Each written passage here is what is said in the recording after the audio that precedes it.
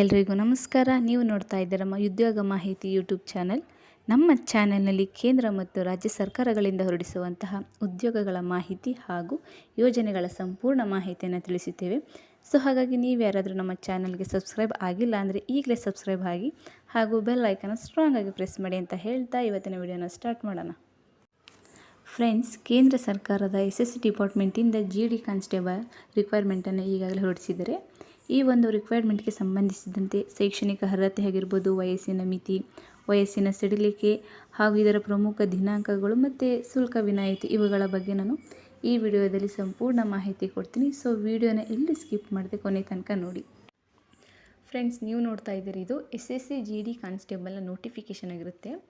First ಇದಕ್ಕೆ ಯಾರ್ಯಾರೆಲ್ಲ apply ಮಾಡ್ಬೋದು ಅಂತಂದರೆ, ಯಾರ್ಯಾರದೆಲ್ಲ 10th ಪಾಸ್ ಆಗಿದೆ ಎಲ್ಲರೂ ಕೂಡ ಇಲ್ಲಿಗೆ ಅಪ್ಲೈ ಮಾಡ್ಬೋದು.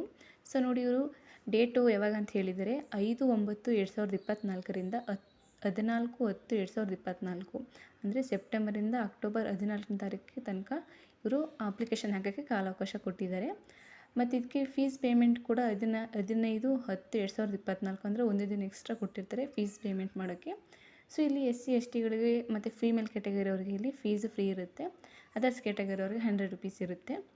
ಮತ್ತು ನೀವು ಏನಾದ್ರು ಅಪ್ಲಿಕೇಶನ್ ಹಾಕಬೇಕಾದ್ರೆ ಏನಾದ್ರು ರಾಂಗ್ ಮಾಡಿದರೆ ಅಥವಾ ಫೋನ್ ನಂಬರು, ಇಮೇಲ್ ID ಏನು ರಾಂಗ್ ಹಾಕಿದರೆ ಕೂಡ ಅದನ್ನು ಕರೆಕ್ಷನ್ ಮಾಡೋಕ್ಕೂ ಕೂಡ ಡಿಪಾರ್ಟ್ಮೆಂಟ್ ಕಡೆಯಿಂದ ಕೆಲವು ಡೇಟ್ಸ್ ಕೊಡ್ತಾರೆ. ನೋಡಿ, 5/11/2024ರಿಂದ 7/11/2024 ಅಂದರೆ ನವೆಂಬರು 5ರಿಂದ 7 ಅಂದರೆ 3 ದಿನಗಳ ಕಾಲಾವಕಾಶ ಕೊಡ್ತಾರೆ. ಆವಾಗ ನೀವು ಅದನ್ನ ಕರೆಕ್ಷನ್ ಮಾಡ್ಕೋಬೋದು. ಬೇರೆ ದಿನಗಳಲ್ಲಿ ಕರೆಕ್ಷನ್ ಮಾಡೋಕ್ಕಾಗೋದಿಲ್ಲ. ಮತ್ತು ನೋಡಿ, ಅವರೇ ತಿಳಿಸಿದರೆ ಇವರು CBT ಟೆಸ್ಟ್ ಮಾಡ್ತಾರೆ ಅಂತಂದರೆ ಇವರು ಕಂಪ್ಯೂಟರ್ ಬೇಸ್ಡ್ ಎಕ್ಸಾಮ್ ಕೂಡ ಮಾಡ್ತೇವೆ ಅಂತ ಹೇಳಿದ್ದಾರೆ. ಅದು ಜನವರಿ ಮತ್ತು ಫೆಬ್ರವರಿ 2025ರಲ್ಲಿ ಮಾಡ್ತೀವಿ ಅಂತಲೂ ಕೂಡ ಇವರು ತಿಳಿಸಿದ್ದಾರೆ. ಮತ್ತು ವೇಕೆನ್ಸಿ ನೋಡೋದಾದರೆ ಯಾವ ಫೋರ್ಸಲ್ಲಿ ಎಷ್ಟೆಷ್ಟು ಕಾಲ್ಫಾರ್ಮ್ ಮಾಡಿದ್ದಾರೆ ಅಂತ ನೋಡೋಣ. ಇಲ್ಲಿ ಮೇಲು ಮತ್ತು ಫೀಮೇಲ್ಗೆ ಸಪ್ರೇಟಾಗಿ ತಿಳಿಸಿದರೆ ನಾನು ಟೋಟಲಾಗಿ ಯಾವ ಫೋರ್ಸಲ್ಲಿ ಎಷ್ಟೆಷ್ಟು ಹುದ್ದೆ ಇದೆ ಅಂತ ಟೋಟಲಾಗಿ ಹೇಳ್ತೀನಿ. BSFಲ್ಲಿ 15,654 ಹುದ್ದೆ ಕಾಲ್ಫಾರ್ಮ್ ಮಾಡಿದ್ದಾರೆ. CISFಲ್ಲಿ 7,145, CRPF 11,541, SSBಲಿ 819, ITBPಲಿ 3,017, ARಲ್ಲಿ 1,248, SSFಲ್ಲಿ 35, NCBಲಿ 22. ಟೋಟಲು 39,481 ಹುದ್ದೆಗಳನ್ನು ಇವರು ಕಾಲ್ಫಾರ್ಮ್ ಮಾಡಿದ್ದಾರೆ. ಸೊ ಇಲ್ಲಿ ಮೇಲು ಮತ್ತು ಫೀಮೇಲಿಗೆ ಅದು ಕ್ಯಾಟಗರಿ ವೈಸಲ್ಲೂ ಕೂಡ ಇವರು ಇಲ್ಲಿ ತಿಳಿಸಿದರೆ ನಾನು ಟೋಟಲಾಗಿ ಎಷ್ಟಿದೆ ಅಂತ ಹೇಳಿದ್ದೀನಿ. ಮತ್ತು SSC ಡಿಪಾರ್ಟ್ಮೆಂಟವರು ಈ ಒಂದು ವೇಕೆನ್ಸಿಯನ್ನು ಅವರು ಇನ್ನೂ ಕೂಡ ಜಾಸ್ತಿ ಮಾಡ್ದೇ ಇರ್ಬೋದು. ಯಾಕಂದರೆ ಇದಕ್ಕೂ ಮೊದಲೇ ವೇಕೆನ್ಸಿನ ಕೂಡ ಅವರು ಜಾಸ್ತಿ ಮಾಡಿದ್ದು ಸಹ ಇದೆ. ಸೊ ಈ ಸಲನೂ ಆಗ್ಬೋದು, ಆಗದೇ ಇರ್ಬೋದು. ಸೊ ಇಷ್ಟು ಜಾಬ್ ಬಗ್ಗೆ ಇರುತ್ತೆ. ಸೊ ಇಲ್ಲಿ ಏಜ್ ಲಿಮಿಟೆಡ್ ನೋಡೋದಾದರೆ 18ಇಂದ 23 ತನಕ ಏಜ್ ಲಿಮಿಟೆಡ್ ಇರುತ್ತೆ. ಮತ್ತು ಇದ್ರದ್ದು ಏಜ್ ರಿಲ್ಯಾಕ್ಸೇಷನ್ ಕೂಡ ಕೊಟ್ಟಿರ್ತಾರೆ. ಅಂದರೆ SC STಗಳಿಗೆ 5 ವರ್ಷ, OBCಗಳಿಗೆ 3 ವರ್ಷ ಕೂಡ ಇಲ್ಲಿರುತ್ತೆ.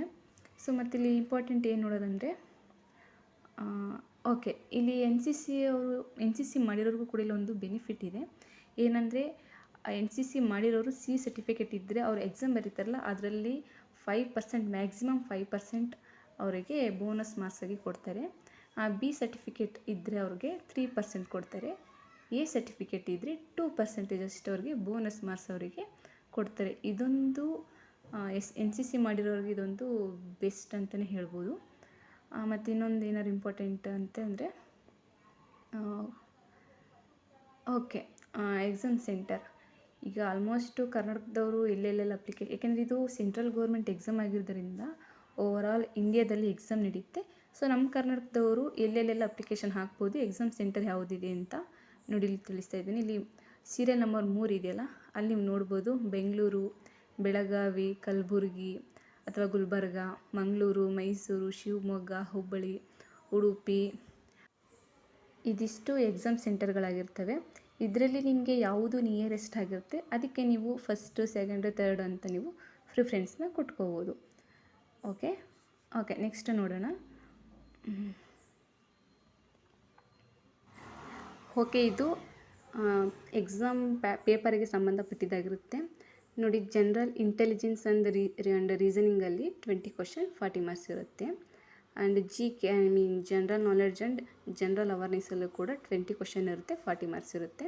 ಆ್ಯಂಡ್ ಮ್ಯಾಥಮೆಟಿಕ್ಸಲ್ಲೂ ಸೇಮ್ 20 ಕ್ವಶನ್ 40 ಮಾರ್ಕ್ಸ್ ಇರುತ್ತೆ. ಮತ್ತು ಇಂಗ್ಲೀಷ್ ಆ್ಯಂಡ್ ಹಿಂದಿ ಏಡರಲ್ಲಿ ಒಂದು ನೀವು ಗ್ರಾಮರ್ದು ಒಂದು ಲ್ಯಾಂಗ್ವೇಜ್ ನೀವು ಸೆಲೆಕ್ಟ್ ಮಾಡಲೇಬೇಕಾಗುತ್ತೆ. ಇದು ಸೇಮ್ 20 ಕ್ವಶನ್ ಇರುತ್ತೆ ಮತ್ತು 40 ಮಾರ್ಕ್ಸ್ ಇರುತ್ತೆ. ಓಕೆನಾ. ಟೋಟಲ್ ಇಲ್ಲಿ ನೀವು 80 ಕ್ವಶನ್ ಅಟೆಂಡ್ ಮಾಡಬೇಕು ಮತ್ತು 40 ಮಾರ್ಕ್ಸ್ ಇರುತ್ತೆ, ಅಂದರೆ ಒಂದಕ್ಕೆ 2 ಮಾರ್ಕ್ಸ್ ಇರುತ್ತೆ. 60 ಮಿನಿಟ್ಸ್ ಅಂದರೆ 1 ಅವರ್ ನಿಮಗೆ ಇದು ಕಾಲಾವಕಾಶ ಇರುತ್ತೆ. ಮತ್ತು ಇನ್ನೊಂದು ಮೇನ್ ಏನಂದರೆ ಎಕ್ಸಾಮು ಕನ್ನಡದಲ್ಲೂ ಇರುತ್ತೆ ಮತ್ತು ಇದಕ್ಕೆ ಕಟ್ ಆಫ್ ಕೂಡ ಇರುತ್ತೆ. 0.25 ಕಟ್ ಆಫ್ ಕೂಡ ಇರುತ್ತೆ. ಇದಿಷ್ಟು GD ಕಾನ್ಸ್ಟೇಬಲ್ಗೆ ಸಂಬಂಧಪಟ್ಟಂತೆ ನೋಟಿಫಿಕೇಷನ್ ಆಗಿರುತ್ತೆ. ಸೊ ಇದು ಆಲ್ರೆಡಿ ಕಾಲ್ಫಾರ್ಮ್ ಆಗಿದೆ, ಬೇಗ ಅಪ್ಲೈ ಮಾಡಿ. ಓಕೆ ನೋಡಿ, ಇಲ್ಲಿ ತೋರಿಸ್ತಾ ಇದ್ದೀರಲ್ಲ ssc.gov.in ಈ ಒಂದು ವೆಬ್ಸೈಟ್ಗೆ ಹೋಗಿ ನೀವು ಅಪ್ಲಿಕೇಶನ್ ಹಾಕಿ. ಇದು ಹಳೆ ವೆಬ್ಸೈಟ್ ಆಗಿರುತ್ತೆ, ಹೊಸ ವೆಬ್ಸೈಟ್ ಈಗ ಓಪನ್ ಆಗ್ತಾ ಇಲ್ಲ. ಇದು ಹಳೆ ವೆಬ್ಸೈಟ್ ಆಗಿದೆ. ಈ ವೆಬ್ಸೈಟ್ಗೆ ಹೋಗಿ ನೀವು ಅಪ್ಲೈ ಮಾಡಿ. ಗೊತ್ತಾಗಿಲ್ಲ ಬೇಕಾದ್ರೆ ಕಮೆಂಟ್ ಬಾಕ್ಸಲ್ಲಿ ತಿಳಿಸಿ, ನಾನು ಇದಕ್ಕೆ ಹೇಗೆ ಅಪ್ಲೈ ಮಾಡೋದು ಅಂತಲೂ ಕೂಡ ನಿಮಗೆ ತೋರಿಸ್ತೀನಿ. ಇಷ್ಟು ಇವತ್ತಿನ GD ಕಾನ್ಸ್ಟೇಬಲ್ ಸಂಬಂಧಪಟ್ಟಂತೆ ಇನ್ಫಾರ್ಮೇಷನ್ ಆಗುತ್ತೆ ಫ್ರೆಂಡ್ಸ್.